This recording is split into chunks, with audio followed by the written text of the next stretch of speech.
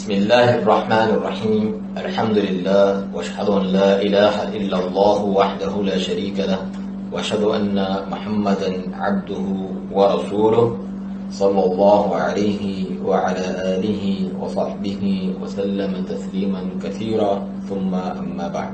جب اسلام اور مخلوق کی تخلیق کا اصل مقصد بیان کرنے کا موقع آیا غیر مسلموں کافروں کو، تو آیت تک کا صحیح معنی بتانے سے قاصر ہیں. ایسے لوگ بھلا کیا خاک اسلام کی دعوت دیں گے؟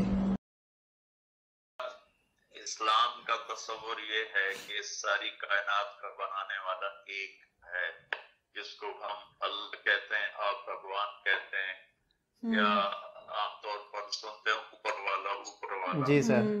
تو وہ اس اوپر والے نے ہمیں بھیجا ہے، اور ہمارے قرآن میں ہے وَمَا خَلَقْتُ الْجِنَّ وَالْإِنسَ إِلَّا لِيَعْبُدُونِ، کہ میں نے انسانوں کو پیدا کیا کہ وہ اچھے انسان بن کے چلیں اور میری مان کر چلیں اور انسانیت کے کام آئیں.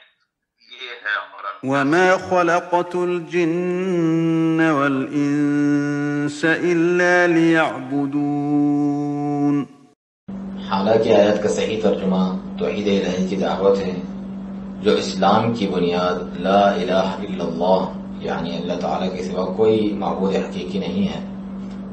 وما اور نہیں، خلقت الجن پیدا کیا میں نے جنوں کو، والانس اور انسانوں کو، الا مگر، لیعبدون اس لیے تاکہ وہ میری عبادت کریں.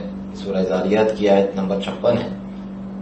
مختلف سلفی تفاسیر میں ابن عباس رضی اللہ عنہ سے روایت ہے، یعنی میری توحید، عبادت کا اقرار اور شرک کا انکار کریں.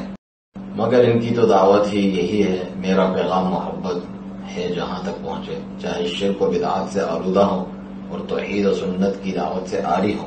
عامر خان سے میری ملاقات ہوئی، میں نے اس کو کوئی دین کی بات نہیں کی، صرف محبت تھی. اب تک اس کے میسج آتے کہ میں زندگی میں کسی سے متاثر نہیں ہوا، تم پہلے آدمی ہو جس سے میں متاثر ہوں. میں نے کوئی جادو کیا، صرف محبت.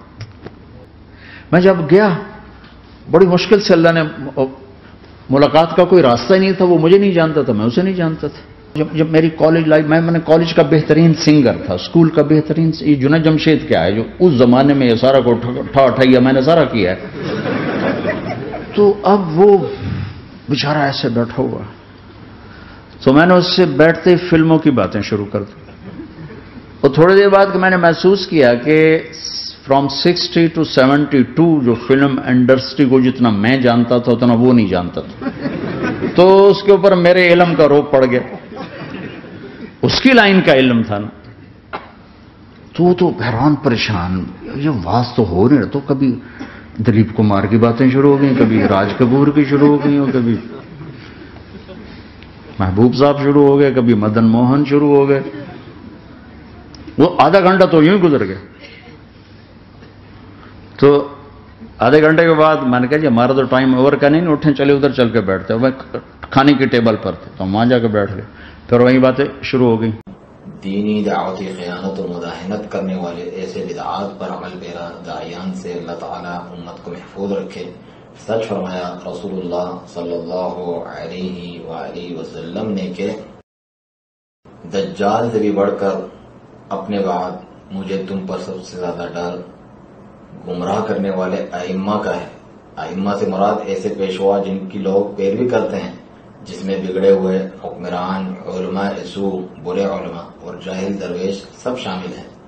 یہ روایت السنہ لابن ابی عاصم میں موجود ہے. اور یہ جو تشریحی بات ہے یہ وضاحتی کلام علماء کرام کی شروحات سے لیا گیا ہے. آیت کی صحیح تفسیر کے لیے آپ پڑھیں کتاب التوحید اور اس کی تشریح، جس کا لنک ڈسکرپشن میں دیا گیا ہے.